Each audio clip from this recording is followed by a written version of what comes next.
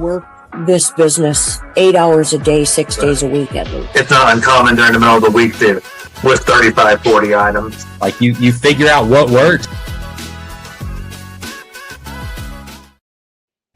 That is correct. We figure out what works. In the famous words of Gary. Hey, welcome everybody to the Flip Side. My name is Bob. I'm the Rocket City Reseller, and this is the FlipSide Reseller Roundtable, where we have 6 perspectives, real talk, real reselling information in real time. So tonight we are absent Ellie. She had something that she had to do tonight. So we are going to get into what is actually selling and what you can do to help, because a lot of people are suffering right now. I don't know if you guys saw on social media that the eBay, they're saying eBay is a summer slowdown, but I don't know about y'all, but I'm having a sizzling summer of sales. It is actually smoking at the Rocket City Reseller eBay store and also other platforms. So let's get into why that might be. And we're going to go ahead and go around the horn and just introduce people really quickly. We did an intro video. If you want to find out more about all the fun folks on this panel, you can also check out that episode. Feel free. We have Ruth Ann, the 4-season pickers, with us today. Hello, Ruth Ann. Hey. Welcome in. We have Shawn's Finds, and of course, Shawn Finds everywhere. YouTube, Instagram, you name it. eBay. He does all the things. We have Cougars Corner, Gary and Amy, and just absolutely crushing the clothing. Domination. Sometimes the clothing's crushing us, I feel like. You know, if you get to that point where you have so much, I mean, what are you guys at now for number of listed? 14,000, just over 14,000. Man, that is wild. What about you, Shawn? What do you got going on over there? How many you got listed? I think I'm at like 7,600 on eBay, and then most of it's cross-listed. Yeah. You guys cross-list too, right? Gary and Amy? A little bit, yeah. We've been working on that. We hadn't done any cross-listing up until probably a few months ago, 2 months ago, 3 months ago. And I started throwing some stuff over on Poshmark. And we're probably up.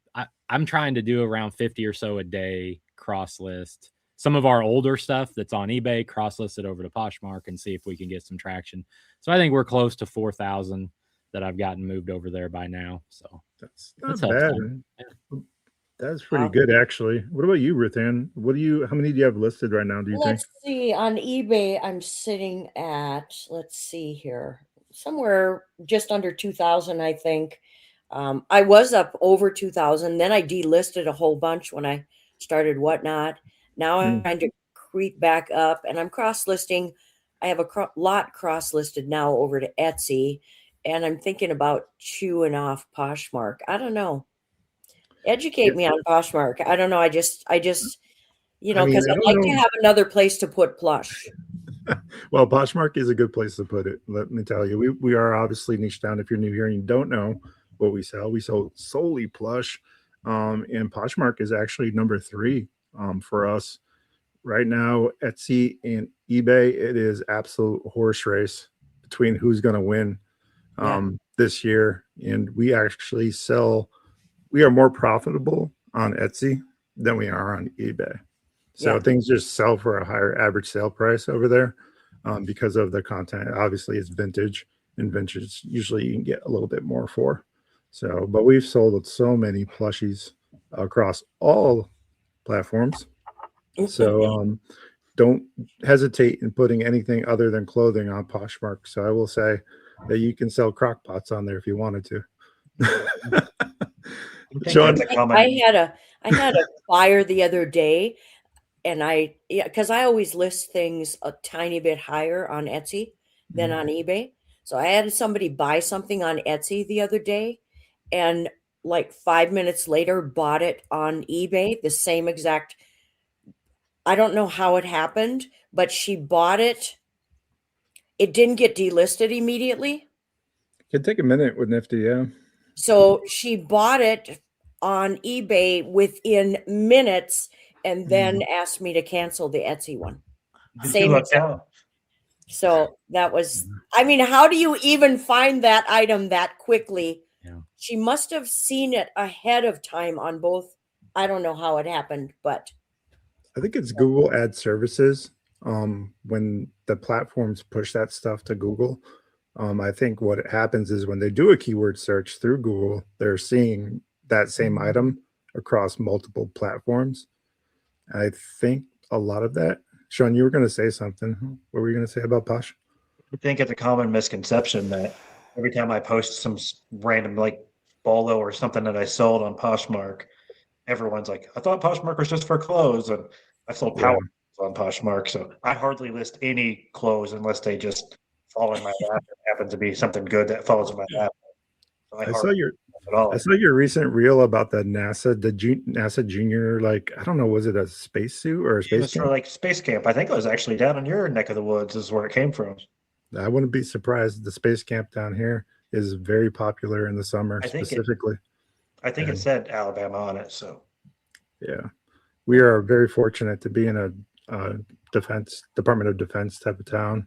Army bases here, and yeah, so we get a lot of new younger families through here. So the sourcing's really good in Huntsville, Alabama. I know I'm giving away all my secrets, but if you guys are ever in the area, you should definitely check it out because we get a lot of traffic from overseas. So families that are moving through the Army base, etc., young families that are continually moving, they don't get a choice, right? You get orders and then you're out of here. Right. So we get a lot of traffic in that way. Plus, Google just opened up down here. Toyota, Mazda, Amazon, FBI just opened up, Space Force. So Huntsville is just growing rapidly. We're suffering the pains of that right now, the traffic and other things, but sourcing can't be beat because people have more than they can in storage units. Yeah. And you cannot walk 10 miles probably without hitting a storage unit. They're everywhere because there's no homes, right? And Makes logical sense. military people dump their stuff every time they get, because my kids are military. Every time they have a move, they dump a lot of what they own because they don't want to have to ship it. So Yeah, it makes sense. I don't know if there are bases where you guys are out in the. oh yeah.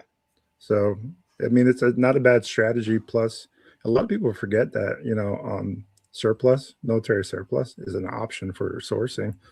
And if you're not trying that, I'd be curious to see if we can have somebody on that would be able to speak to that, because I'd imagine that's probably very lucrative because a lot of times they're just trying to get rid of that stuff.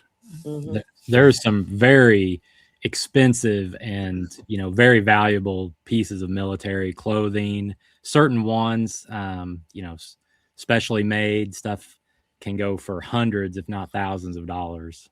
And it's, sometimes it just blends right in with stuff that's on the rack at the thrift store. So if you can figure out what you're looking for and figure out what those things are, you can hit a home run. I know that when I was in the military, when I was just before I separated in '99, I know that Gore-Tex was just taken off. So it's been out for a long time now. But have you guys had that experience where Gore-Tex actually does better than most? Oh yeah, you put Gore-Tex with anything, and it's gonna help the value. Yeah, I mean, we had a pair of Marmot pants, which is like an outdoor brand similar to like Patagonia, and on their own, these rain pants probably would sell for $20-25, but it had Gore-Tex in it, and it doubled the value at least, and sold within a couple of days. It may have undersold for us. So, I mean, that's just an example. You can, if you get shoes or boots or something like that with Gore-Tex, it's going to do a lot better. it's Definitely something to be on the lookout for if you can see where it says on it. Anything's worth a look up with that word. Yeah, for sure. That's Especially like the footwear and stuff. Like, I think what it is the fabric is breathable. Like, so for moisture and stuff, it you don't stay wet or get wet when you wear Gore-Tex. It's just the way that fabric works. Garage sale and flea market shoes are Gore-Tex. I wear those because you're always walking through everyone's wet yards and stuff in the morning at yard sale. So I wear Gore-Tex shoes to go garage sailing in, so I don't have wet socks at the end of the day. Yeah, wet feet are not fun for sure. Man, I've seen some of your garage sale videos recently. I mean, you're just out there just crushing it too. So, what's the scene like? What are you picking up? This past weekend, I bought chainsaws. I love buying tools because tools sell all year long and they're a need. I like die cast. I like vintage toys. you know me, if it's shippable and it's worth money. I bought a cuckoo clock this weekend. Mhm. What else? Oh, I'm trying to Oh, run I my saw head that. through the video. I saw the airspeed indicator that you picked up. That Oh was yeah, the the U.S. Air U.S. Air Force. Force Mhm. airspeed indicator. Yeah, Yeah, man. all over the place. Like Coleman. Sean's got that good sourcing, man, out there.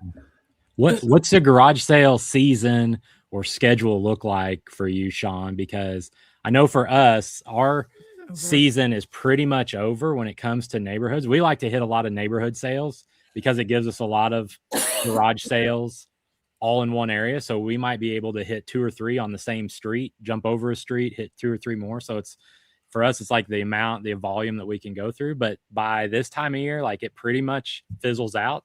And unless we're driving 2 or 3 hours to find a neighborhood sale, the sales are pretty much over until the fall. So I'm curious, like, is it similar for where you're at? Because we're not super far away. We're in Missouri. You're in Indiana. We're like May to October, but it seems like most of the community sales are May, June before it gets Yep. super hot, and then they will pick up again in like September, October. Okay. But Yep. for me, the community sales don't do as well. Like, obviously, you guys like community sales because you're niched down in clothes, and when you go to community sales, there's a lot of clothes. But for me, who like those modern, ultra modern neighborhoods, they don't have the old school or quality tools. It's usually a lot of young families, and they have like the entry level tools if they have tools at the yard sales. And so I'll go to community sales, but I prefer like the small rural town sales when they're usually aligned with like the town festival and stuff. Okay. Yeah. So like in September, October, those little towns all have their little parades or town festivals or craft shows downtown, and in those moments, everyone in town has their yard sales, and I do better in those kind of situations than in the Vinyl Village style neighborhoods. It's mainly clothes and home decor stuff that looks like it came from TJ Maxx and that kind of stuff. Mhm. Yeah. You do a lot of swap meets too, don't you? Yeah, luckily I live an hour away from one that's every Wednesday morning, so I don't even interrupt yard selling. It's every Wednesday morning, and it's a couple hundred acres. So if the weather's nice, it's hopping. So Yeah, that's pretty nice. What about you, Ruth Ann? I know that the yard sale, garage sale season is different from Minnesota. You want to let the folks know what's up in Minnesota? It's pretty short, and like Shawn said, most of our citywides are in the front half of the summer. And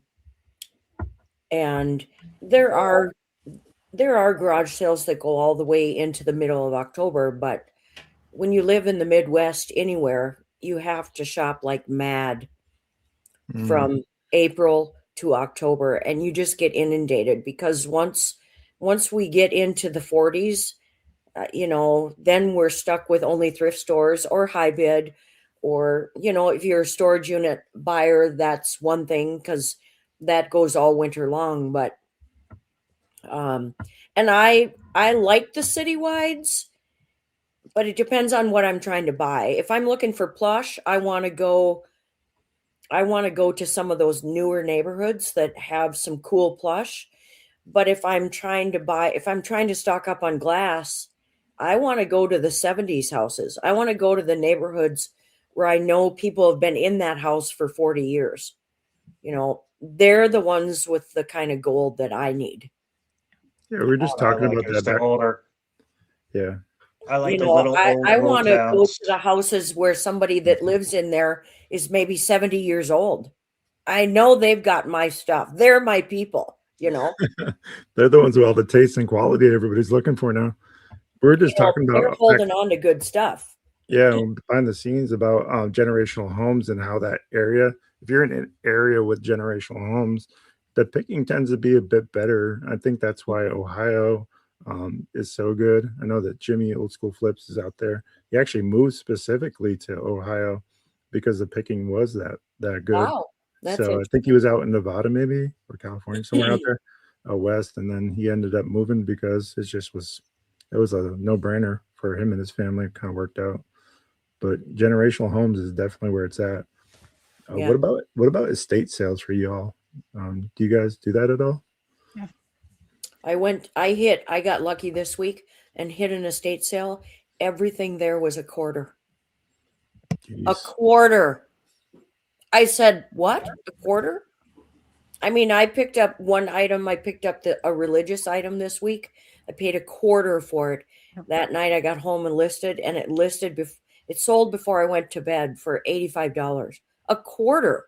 I just wow. couldn't. Yeah. And then I decided I had several boxes, and I said, is there going to be more stuff? And she said, oh, yeah, we have a lot of glass in the house.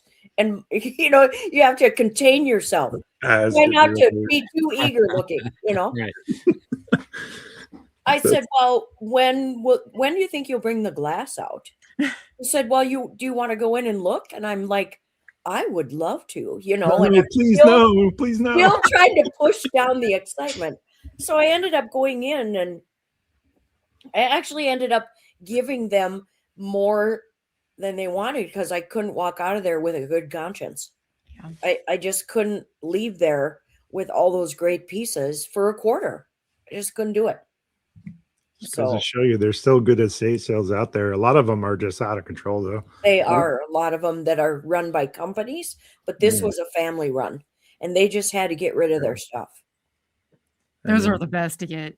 They go are. to when you come across them. We have three main companies here in town that are professional companies. What's good about them is the first day is full price, second day is half price. One of them afternoon on the second day actually goes to 75%. They used to have a bag sale.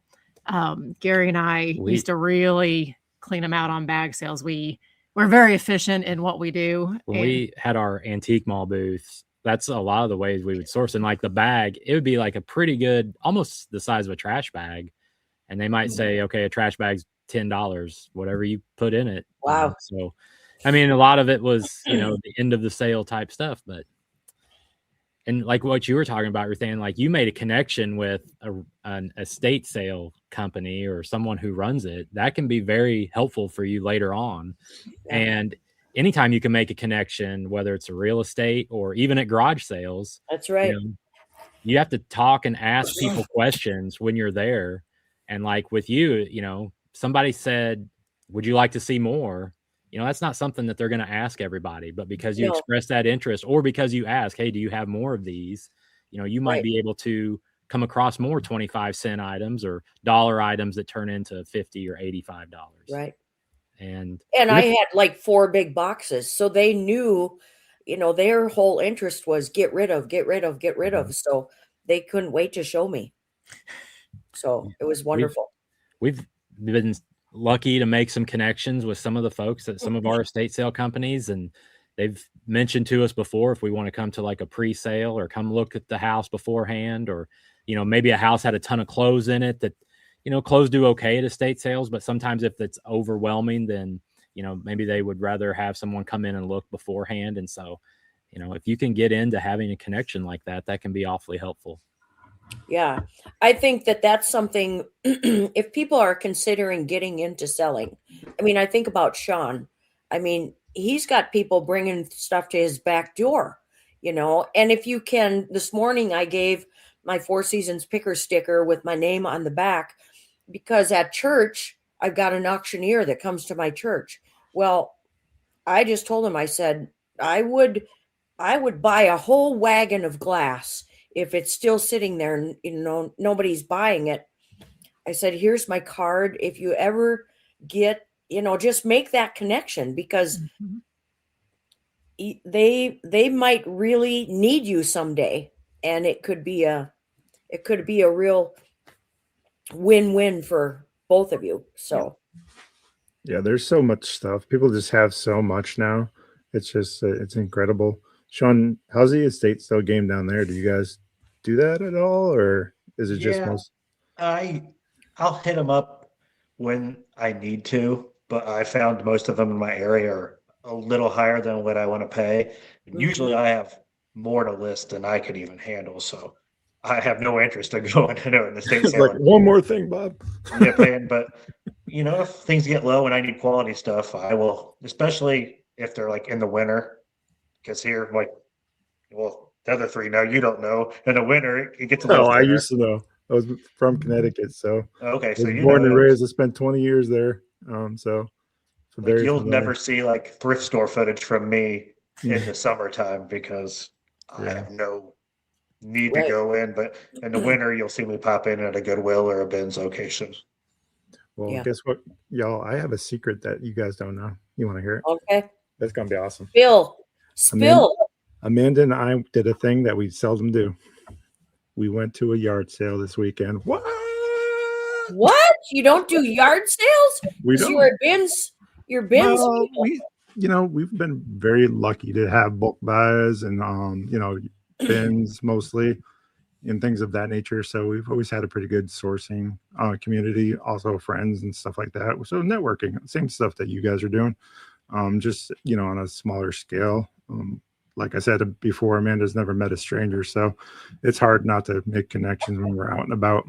So we oftentimes come across, even in thrift stores, where she'll befriend the manager of the thrift store. Next thing you know, they're calling us or saying, "Hey, yeah, for $1, let's go, let's get this stuff out of here," just to kind of move things along. So so we woke up early, and she's like, "You want to go?" Because she saw something in a Harvest, so small town that's right next to us, adjacent to us. And she's like, you want to go out there? And I was like, hemming and hawing, but it was a long week and I worked mostly from home. So I was just like, yeah, let's go. Let's get out of here.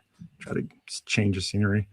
So we went out and about, and we didn't find a whole heck of a lot, but she did find a lot of books, which she's been doing really well with children's books on Whatnot. So, and I know that a lot of people can definitely flip books for a lot of money. So it's one of those categories that you just kind of, like any niche, right? You find the stuff that people are interested in. Again, vintage, things that you can't get anymore, like Get Along Gang, stuff like you're just never going to see. Stuff like this right here. I'm going to show you. Nancy Drew. Yeah. Babysitter Club. We sell those. Diary of a Wimpy Kid. There you go. Goosebumps. This little guy right here is courtesy of Tennessee Treasure. She's not here tonight, but I snagged it because it's a crowd favorite. When my oldest boy, who's 26, going to be 26 this year, we watch Little Bear a lot, and that's the duck from that show Little Bear. So that duck right there, even without his tush tag, is probably $150 to $189. What's a tush tag? This is a tush tag. Well, it doesn't have one, but the little paper tag that gives you the like the directions and what brand it is, that is what we call a tush tag. Now, I also know something that the audience doesn't know, but we all know, maybe. Gary, Amy, you want to fill us in on your plushie game? Oh yeah, go ahead. This We is awesome. sold a plush today too. What? Yes, yes. So I guess our plush, I feel like, is 100% sell through right now because we listed one and sold one. That's funny. All the cool kids are doing it. We heard. Yeah, I mean that Yeah. Rocket City, that's everywhere trying to post all of this content. We should have tried it on Etsy. It might have sold even faster. Who knows? I mean, you probably For more could have got money. about 30% more for it, quite honestly. So, We'll try that next time. Yeah. Why don't you show us? So I'm going to try to make you big. I know you had it on your phone earlier. Yeah, I don't let know me if this see will if I work, can but we figure could that try. out. I'm trying to make you big. Yeah. That's so funny. I'm under It's so pressure. funny man. that you crossed over into plush. I know. We didn't mean to. It's like Sean Trust doing me, clothes. Trust me, I'm not Still in our crossed lap. over into clothes. It kind of just, well, we're going to get into clothes in just a second because it's incredible. But I mean, Sorry, We're under almost pressure. I'm there. under pressure. I Kinda know. I like always Sean. I tend to put I Gary just- on the spot a lot. If I haven't noticed, I'm gonna not come exactly through. sure. I'm coming through on this one. All right. All right, There here we he go. is. All right, Bob. Who is this? All right, I'm gonna tell Bob knew you. this immediately. Yep, I knew exactly who this was when we first saw him. This is Pookie, Garfield's comfort item. If you're not familiar with Garfield, he was a cartoon. Started out in a newspaper, I think. He's Maybe. right. Yeah. I did not know Pookie. What do you get for Vintage it? Pookie. Yeah. How What much did was you it? get? $22.49. Yeah. Now I will say for the Not too record bad. that we've have sold Pookie for somewhere between $40 and $50 before on Etsy. Oh, So That's just the difference. Now, You didn't buy this one, did you? To flip on Etsy? Hey, no, there's hey. not enough room in there. I like my 4,000% ROI. Wait, it is going to Alabama, I think. No, I'm just Last Wednesday in the Plus show, I know that Fiona, his wife, was. Yeah, she. Amanda was sourcing in my Whatnot show. I know there that you go. because Oh, she yes. knows so much more than me. And so every time she buys something out of my Whatnot show, I know she knows She's something like, I don't mental know. note.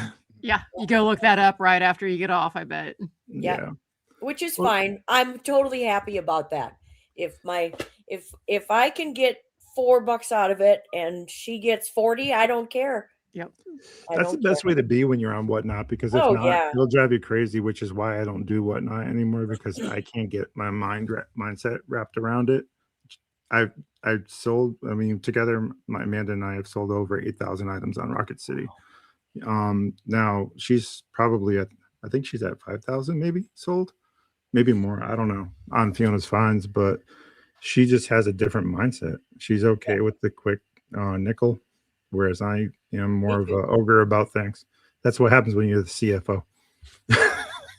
If I can't get more than $20 for a plush, Yeah, it's going on Whatnot. Now I mean, know. that's not a I good. know That's from not a bad watching- thing. Yeah, Yeah. from watching your videos, I know, but you're selling volume. You know, you're selling We are. so many plush. We are. We're kind of like Gary, Amy, and Sean, and also you, Ruth Ann. We're moving volume. Yeah. And one of the things I learned about since meeting Gary and Amy and also Sean is that eBay favors volume sellers. It just is. There's nothing that is proven that that's the case, but everybody that I've interviewed over the course of the past year doing this has always said the same thing. Whenever they hit a certain mark in their eBay store, it's like something goes off. I'm not exactly sure what that is, but it signals eBay, and all of a sudden your sales increase. Now we've seen that. I've seen it in Sean at store. I heard it at Gary and Amy's. So it's just what it is. If you can manage to get 40 to 60 up a day, I can't see how you wouldn't be a six-figure reselling enterprise or whatever you want to call yourself. What are your guys' thoughts on that? That's a lot. It's a lot, but you know, you still got to put stuff up that people are looking for. Oh yeah, for sure. People want. Yeah. If you put up garbage, it's never going to sell, regardless of That's how many. right. Yeah, I mean that is a good point. And that's I think that's the big thing that I see sometimes when I'm either doing a one-on-one or I'm talking to folks, or whether it's a comment on a Facebook post, whatever it is, and it's like, hey, my stuff's not selling. And I go to their store and look, and it's like there's 100 of these on the first rack as soon as I walk into a thrift store, and you're asking, you know, the same amount on eBay as what I could buy it for at the thrift store. And so nobody wants it. It's too saturated. It's never going to sell. You have to look at sell-through rate. Anybody not looking at sell-through rate, they're not going to get sales. Let's explain what that is, sell-through rate. Sean, I know you've done a video on sell-through rate. Would you care to tell the audience, for those that may not know what that is? I'm not the mathematician when it comes to sell-through rate, but if I look it up and there's only 1 or 2 sold and 50 listed, I don't list it because it's probably not going to sell, or they got to pick mine out of the 50 that are listed. And for one, only like say 3's selling every 90 days, that's 1 a month. Right. Yeah. And if there's 50 listed, it's going to take 50 months if no one adds to that for all those to sell, if they're all priced reasonable and at market value. So you just said something key there that I look at. I don't only look at the amount listed to sold. I look at how many days in a row that item is selling. Okay, because if there's 2 or 3 of them selling every day, then even if the balance is a little off, that might be an item that's really ramping up, you know, and it hasn't gotten the numbers yet. So I kind of look at how many of these are selling per day, you know, because sometimes you'll list something and there's way more listed than sold, but maybe 10 of them have sold per day for the last 2 weeks, you know, and to me, I got a Yeah. pretty good shot then, even though there's a lot more listed, because I always competitively list lower shipping weights, and I'm always trying to undercut the other shipper. To be in front of a trend, it sounds like what that is. Sometimes when trends first break, and if you're in front of it, I can see how that might be. Yeah, Right. that sounds right. Because a lot of what we're talking about with sell-through rate is historical data. So over the course of 90 days, usually is what a reseller will kind of gauge their reselling towards. And I think what you do is you look at your listed, and then if you Google Lens or go to eBay rather, advanced mode, I think it's sell or sold rather completed, and then it'll tell you how many sold within a certain amount of time. So, Yeah. and then you divide the two together, and that gives you kind of a percentage. And they divide it and then times it by 100. That gives you your percentage, if I'm not mistaken, something to that nature. Yeah. I'm not a math guy either. I just play one at work. Let me take that a step farther. I just want to add one more thing, because Yeah. there's a lot to be said about looking at the numbers of solds, and then they'll look at the number of listed, and all that's great. One thing that I think we've kind of evolved on when it comes to looking an item up, if it's a newer brand to us or we're not sure, is to just look and see what are the prices of the items that are listed under that particular brand, and what are the prices that people are actually getting for that brand. If we look up a brand of, say, a polo shirt, and it's selling for $12 or $15, but maybe there's 4,000 that have sold, it's got some velocity, but it's not selling for that much. But if I look up a shirt and it's selling for 40 and 50, and I see sold comps at 50 regularly, and the whole page is, $30 to $50, I don't have to go much farther to do the math. I can figure out, hey, there's enough demand for a shirt like this to make it worthwhile for us to pick up. So I think that's also something to just keep in the back of your mind, that if you pop in a brand or you pop in anything really, and you start to see sold prices in a range that makes sense for what your metric is, then you're probably onto something. Yeah, I think Sometimes I ignore it a little bit, because I know when I post it, it's going to have a nice crispy white background. I'm going to pass my shipping discount along, so my shipping only may be like $6.75, but everyone else's is $11-12. And I know I'm going to price it competitively, and I'm not going to put the shoot for the moon price on there. So yeah, you're trying to move it. You're trying to get the money and go, and you're going to beat out 90% of the other sellers of that item that are on there. Yeah, and this has been said 100 times, but the money is in the buy. So, like for me, the thing that I listed for $85, it was listed for $220 across the board, but I paid a quarter for it. So I wanted that thing out the door as fast as possible, and mine had a little chip in it. So I listed it for $95, took an $85 offer because I just paid a quarter. Yep. So I'm kind of with Shawn. If I can under list in multiple different ways with shipping and price just to get it moving, then I got a better chance than what the sell through rate is actually telling me. What would you say to somebody that said that's a race to the bottom? What would your argument be, or what would you say to that person that has that mindset? I think that every seller, let's see, how can I put this?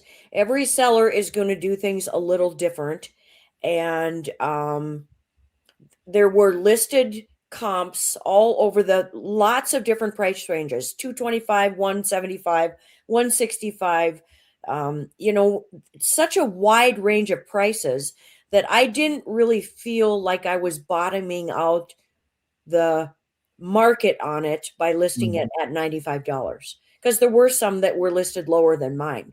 So, but I see what you're saying, Bob. Yeah, I hear that a lot from other resellers about, the whole race to the bottom thing. And that's just not in what we do, eBay. That can be anywhere, basically. Is it a rare eye? Is it one of one? Like, is it the only one available? It's probably not rare. It's probably not the only one you can ever find. I mean, if it is, then you probably shouldn't be selling it on eBay. It's going to a museum. Well, yeah, it should go to an auction. Right. Sotheby's. Yeah, Sotheby's. For sure. I wouldn't say I do race to the bottom, but I would say that say I have something that commonly sells for 100 and there's some for 85 and there's some that sold for like 120, but 99.99 across the board. I'm going to go with the 99.99 price if kind of in the middle, and then make a better listing than a lot of them with the clean white background.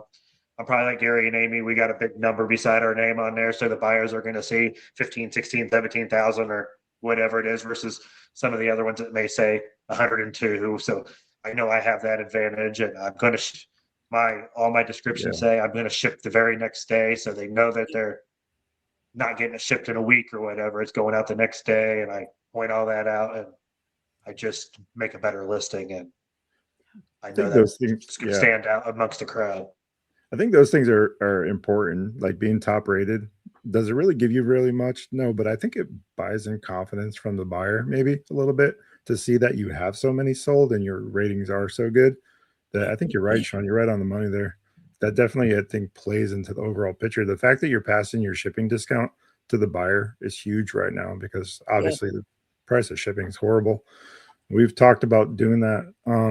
We actually did that for a while. Last Christmas season, we were passing our discount to the buyer. Just recently, with the price increases for the 8% that we just got hit with for USPS, we actually took away that, and we didn't see a significant difference in sales by doing that. I will say, for the record, I was very particular about looking at the numbers because I was very concerned about that, because we had been doing it since the beginning.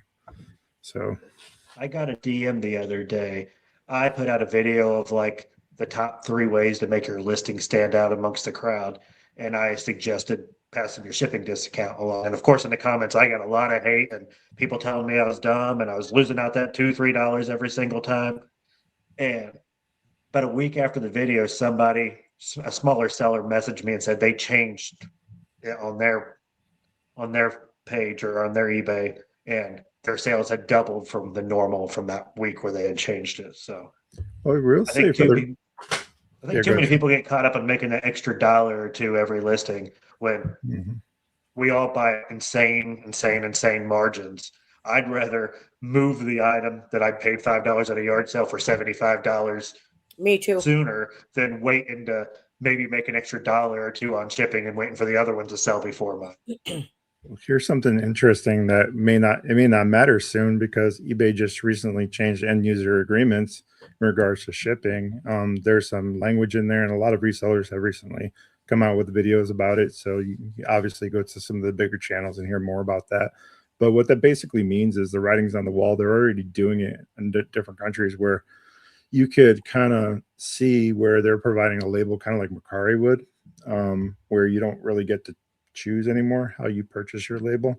eBay is going to provide all the labels, and basically they get the money difference, whatever worked out with the post office. It's just another tax on the reseller, quite honestly, in my opinion.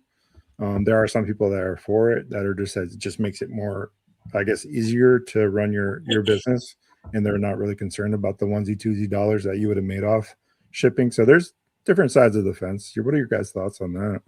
That's another reason to lower your weights and discount shipping, because if eBay's just going to take it, then why shoot for making that little extra money on shipping? Why not adjust your weights so that the buyer gets the benefit? If they're going to take it away from the seller, then for sure everybody should be trying as hard as they can to pass that discount on to the buyer. Yeah, that's a good point. I mean, you should try to be as good as, specifically for things like whatnot, you're going to want to definitely be as close as you can for weight, because that makes a difference in the overall profit margin. But things like eBay or Mercari, for example, you don't ever want to charge back. That's what they basically call it if you're new to reselling. Get those chargebacks. We recently got an $11 chargeback from eBay. They said we had an 11-pound difference. That happens. I don't know. Have you guys ever seen that? Yeah, that happens to us almost all the time. I mean, we probably get 3 or 4 of those a month just with the volume that we ship out. And most of the time, if it's through the post office, you can go in and challenge those, because it would be something very obvious, like a T-shirt gets tagged at 8 pounds, and it's like, obviously there's no t-shirt that's worth, that weighs 8 pounds. So most of the time the I've never post had office will give us, we'll readjust. We usually win those. If it's Even those FedEx, big- it's tough to do that. It's a monster. I never have it with the USPS. I haven't either. I think maybe because of my situation, since I ship stacks usually as tall as I am, the post office sends like a special van to me every day. So my stuff doesn't get weighed in at the post office. They scan it at my back door, throw it in the van, and then it gets unloaded at the loading dock at 5:30 and pretty much loaded on the box truck to go to the regional facility. So it goes from my shop to the Indianapolis facility without ever going through the postal scale most of the time. So. Shawn, do you have any issues with them if they, like, there's a substitute driver and they don't stop and pick it up? Like, do you ever have to make emergency trip every day, like every week? But they have a commercial pickup route in my town for like me, and like there's a place that sells Studebaker parts, and then there's like another like packaging and shipping store, and the three of us are on like a special route. So they usually send someone, but the problem is this: they usually send the person who gets done with their personal route first, and if they're running behind, luckily the postmaster's given me his phone number so I can call and be like, "Hey, it's 5 o'clock. No one's been here yet. I want to go home," and he'll dispatch someone out to me because I think I'm my town's biggest pickup, or I'm 1A, 1B between who's the biggest pickup in my town. So they usually get someone out to me if I call them. So I'm in a very lucky situation. Do you use FedEx or UPS at all? For big stuff, yeah. Like if I sell like a chainsaw or a boat motor or something, I sell stuff of all sizes. So on that stuff, I automatically put it as FedEx because the post office is just unaffordable for the customer. Yeah. I sent a mannequin. The other day, and that was the first time I ever used FedEx before. That's fantastic. The fact that you guys are so fearless with your shipping makes me so like happy because I think it's important, because when I first started reselling, I was scared to death of shipping for whatever reason. It actually prevented me from, because we started in 2022 October. I didn't have my first eBay store. We didn't have our first eBay store until July of that next year, because I was just terrified of the fact that, shipping would eat my lunch. It'd be like that big bully on the playground. It would just push me down and take my lunch money. It can. I mean, it is a big learning curve. I mean, shipping is one of the, probably the steepest learning curves for reselling. Yes, it is. I think that's why eBay wants to change it, because I've talked to some like amateur, like non-full-time people like us who just want to sell a few things, and they like Mercari or Poshmark because it's simplified. And I think eBay is trying to appeal to more of those people to get them on the platform, or Depop, because now eBay owns Depop. And I think they're just trying to appeal to more of those kind of people to get them on the platform and try to get some of the closet clean out people and stuff like that who don't want to list on eBay, because the shipping is complicated if you aren't doing it every day like all of us. I think there's probably, in this new policy or this new user agreement that they're coming up with, I hope that it lands somewhere in between, like a beginner, just part-time seller, and someone who's more full-time, like maybe we are or Shawn is, that want and can handle the shipping every day and all the nuances in it. Because we can really, I think we can do a good job with our shipping versus just having eBay throw out a label. But if you go through eBay listings, I mean, I understand why they're looking at this, because the shipping for, people, what they're charging is all over the map for a similar item. You can't have such a large discrepancy in a t-shirt, and one listing, it's shipping for free. The next shipping is $12. The next one's $7. Then it's 30 cents, whatever. It's just all over the board. So for the buyer and their buyer experience, they're having all sorts of different amounts thrown at them for essentially the same item. And I think that's probably part of the rationale, is just standardizing the platform. They're going through other things, like they're standardizing all of the sizing when it comes to shirts. They're standardizing all of the different item conditions. They want to know, is it excellent? Is it good? Is it fair. So they're going through, I think, in different areas, different phases of trying to standardize that website and that platform so that there's not so many wild swings on from listing to listing when it's essentially a very similar item. I agree. I know as an experienced shipper, if I'm going to buy it, if I'm looking at a t-shirt on eBay and the seller wants $12 in shipping, I'm not buying it because I know it only costs them like $6.50 tops most of the time. Like, and Shawn, I don't know if you noticed this because we both use the sell similar option. Sometimes you'll use the sell similar and on a product. oh, and yeah, I know what you're going to say. I know. You get to the shipping and they've got like it's like a 2-pound item and they've got like 7 pounds in there. Yeah. And I'm like, where in the world did you get 7 pounds? And then on 25 by 12 on this by coffee 10 cup, dimensions. It's It's a just little like, thing. Yeah. so when you use the sell similar option, you always have to look at shipping because I don't know, and I don't know if they're just trying to make money on the shipping or what. I don't understand, but you really have to look at that when you use sell similar. I mean, back in the olden days of eBay, that was actually a thing before they actually put fees on shipping. Where resellers, and not every reseller is of the same caliber, let's just say, and try to be nice here, but some of them were like icky and they were trying to make really a lot of money off of shipping, and most folks don't pay attention normally to that and will get caught up in shipping.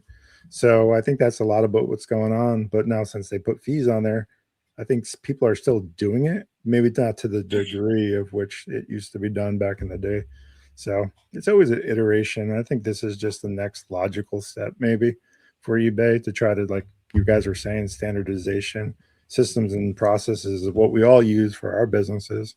I know that's what made us really a volume store, is having systems and processes in place to get through it and get through it quickly and get it listed quickly.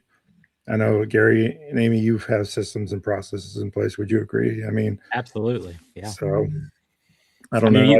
I think you have to have rules in your business and policies in your business. Yep. And it sounds silly, but because it's just, for us, it's the two of us. But early on, a message would come in and or somebody would have a request and then we would toil over it. Well, I want to get this sale, but also at the same time, it's going to cause us more headache or cause us more problems. And so then I think we just come up with standard set policies. We respond to all the questions the same way, no matter what. And we try to make it as easy for the buyer, but also to where we can continue to do the volume that we want to do. Mm-hmm. Like yesterday, we had an individual message us and say, hey, I'm in the same town you are. Would you consider doing local pickup? Wants to buy a couple shirts.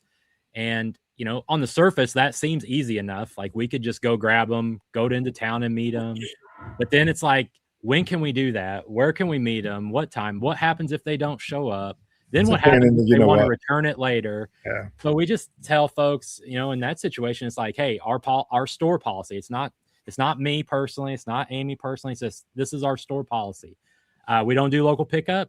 Shipping is next day or same day, and you'll probably get your item just as fast, if not faster, if you do shipping. Oh, and by the way, we'll combine your shipping for a discount. Furthermore, what we have learned too, if you do a local pickup, and this is Shawn probably knows this, but this is really good for him too if he doesn't, is say he does something, a local pickup with a heavy muffler or whatever, and guy leaves with the muffler, decides he doesn't want it, and wants a return, that returns on Shawn per eBay policy. So yeah, you're on the hook for that. Even on a local pickup, if you've got returns on, or if it's not as described, they can still, you can still get jammed up trying to get a return from somebody after a local pickup. So on a t-shirt, shipping's not that bad, but on a muffler, pretty sure you don't want to eat that. So it's something kind of deep in the back of your mind if you are going to do local pickups, just to know that, so that if you have to cross that bridge and eat the shipping, you may have to do that too. So I'm going to add to what they said about having rules, because I get this message a lot, because I like to part out record players. And the other day I parted out a big speaker set with the grills, and I purposely leave the dimensions out of the listing on those speaker grills or the plastic tops for record players, because people like to buy them and hope they'll fit their record player, even though they don't have the exact model. They're like, oh, Kenwood makes this. I'm going to get this one because it's a Kenwood and it'll fit my Kenwood. So they're always DMing me asking for measurements for these record player covers. And I've had bad experiences with people returning them because they're trying to play. I hope this fits my record player. So I just tell them I have a policy that I do not give dimensions. And if you have model XM765, I guarantee you it's going to fit. But if you don't have model XM675, don't buy it because. And Yeah, because they're you like, got a well, return coming. if you have the dimensions, I'm like, yeah, but just even a little fraction of like that's lining up or whatever, it's not worth it. Only buy it if you have this model. And so that's like a personal rule. And I've just had the same conversation with a guy wanting to buy Pioneer speaker grill covers for a different model. And I'm just said, no. And then he's like, well, can you at least confirm that's not this dimensions? And I just wrote, I don't know the dimensions. If you have this speaker, it's going to fit. And I just stuck to my guns because people like to play. I hope it fits my part. Yeah. You got to stick to your guns. Yesterday, I had somebody wanting me to take the battery cover off a Buzz Lightyear that I had listed for $65. And then he even tried to tell me that it would still be worth almost just as much money if he sold me just the battery cover. I'm like, no, it won't be. I'm going to have a hard time selling Buzz without a battery cover. I would tell them that it's $65, but that's the Rocket City way. No, I'm just kidding. That's not true. You know, The battery cover $65, and I'll throw in the buy dog. that cover for $30. I said no. Yeah. Then my Buzz Lightyear is. Worth I zero. won't be able to move him. You Yeah, know. we've seen Stephanie Fusen do that model where she parts stuff out. She'll sell a back of a battery cover for $30 at times.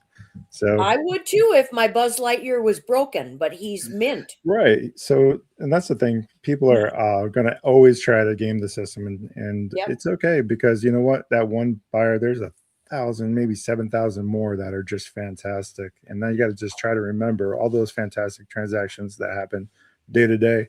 Surely outweigh that one person that's trying to just game the system for sure. Speaking of gaming the system, this is a good transition for this story. Uncle Bob's got another one. Here we go. So before we finish up today, I'm going to tell you a story about what happened to us on Whatnot. Recently, there's been a few things on Whatnot that have been concerning.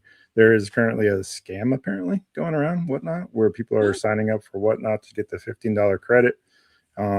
With looks like legitimate account, new account. They wouldn't have any followers or buyers or whatever. They would just be a new person. And they use their credit to buy your item. Now, I'm not exactly sure how they're going about, setting up new accounts. But as soon as they purchase the item, sale goes through. So they're obviously using more than just the credit to get them. I don't know what that looks like. But as a seller, there's really not much we can do about that. We have to fulfill the order per guidelines of Whatnot. If we cancel it, we're in jeopardy of losing our account. Now, there's going to be other Whatnot sellers that probably come in the comments with this one. But what we did is we adhered to the guidelines of what Whatnot would have us do and fulfill the order. I can't differentiate who's scamming and who's not. Right. Unfortunately, so I fulfilled the orders. There was probably $400 to $500 worth of plush sales that day on just Whatnot alone, and they were all TY, old vintage TY, the bigger ones. So, what that means going forward, and again, it's like I said, it was hard to differentiate because some accounts, when you went back to their profile, it says this person no longer has an account. They've whatever the terms of service for Whatnot, whatever. But there was nothing that said to cancel the order from Whatnot. So there's no communication back from Whatnot support. Now, I would assume that Whatnot has insurance and protections in place for their interests when this type of thing happens. But it's just something to be concerned about if you're a Whatnot seller. Just be mindful of that. Now, again, is there much we can do about that as a seller? Probably not. But there should be some sort of guidance or like feedback from Whatnot, I would assume. And Whatnot support will never really email you either, so you kind of got to be careful with that because it's kind of like eBay support. They're never going to intentionally email you. So if you're getting emails from these guys, it's likely not them. It's probably another scam. So the only thing you really could do is just send out the items, and that's what we did. We packaged the items like we always package items and sent them out. But, you know, that's kind of what happened. And that's our story about it. I'm not exactly sure how that's going to land. The money's already been, it is what it is. It's already out and about doing its thing, like all the money that we make. So I don't know exactly what's next for that, but Whatnot has to do something. I'm not sure what the answer is there because they want new accounts. They want to grow. You know, what do you do with that? You're the only Whatnot seller, I think, Ruth Ann. What are your thoughts on that? Well, haven't they lessened? I mean, when I started Whatnot, I had to go through the training. I wish they would kind of go back to that and be Oh, it more. was a buyer. It was a buyer. It wasn't another seller. So. Oh, it was. They were using a buyer discount. Yeah, they were using a buyer credit. Yeah. So I don't know how they could. I don't know what they could do because they can't really screen buyers. Yeah. So they should probably have some sort of policy where you have to wait a number of days, but I don't even know if that would necessarily stop it when you really think about it, think it through. If someone wants to game a system, they're patient. They got nothing better to do other than try to figure out a way to, you know, not work as hard as the rest of folks out there. So, and I think that's just standard fare for any platform. So it's just going to be one of those things that, you know, it's going to, we'll have to wait and see. But I wanted to make sure the community knows about it. And I'm sure most Whatnot sellers may know about it or may not know about it. But I just kind of wanted to do this little story time because it's very interesting how that all played out. How did you know? How did you know when they bought the items? I don't understand how you knew. Well, my wife is extremely inquisitive. That's a good word. So one of the things about Amanda that you may not know is she's tenacious. She'll go back through. It's like, something doesn't seem right. We don't normally get this many sales. Yeah, we don't normally get this many sales. So she'll start looking at user accounts. Oh, this person no longer even exists anymore. All of a sudden the red flag goes off, the light bulb. But it's usually that at that time we already had 4 or 5 that were already packaged and already shipped. We're quick. There's no moss on this stone. When we get a sale, it's out the door. We don't play. But by then it kind of was, and even if we didn't do that, what do you do as a seller? You could reach out to Whatnot. By the time you hear back, you're past your 2-day shipping and you're getting dinged because you didn't ship the item. So they just come back and said that they weren't a registered user anymore? Well, when you click their name and their profile, it would return a result. Like if you were trying to message them about their order, it would say this user is no longer affiliated with Whatnot due to terms of service violation or something to that effect. So that's what it said, but you're still on the hook to ship it out to them. You got my head thinking. You got my head thinking because the last couple shows I've had so many new buyers. Well, there's that. And then the other thing is not everyone had that. And so we had multiple TY sales, which we've been doing pretty good on Whatnot static listing since the integration with Nifty, I will just say for the record. So if you're listening to me out there in the resellerverse, just know that that's an option, especially if you're using Nifty already. Just start listing on Whatnot Marketplace. It's not all bad. This is just one small example. So we've had multiple sales. So we just assumed at first it was just, it's just taken off like all the other platforms have for us, right? So initially that was kind of my response.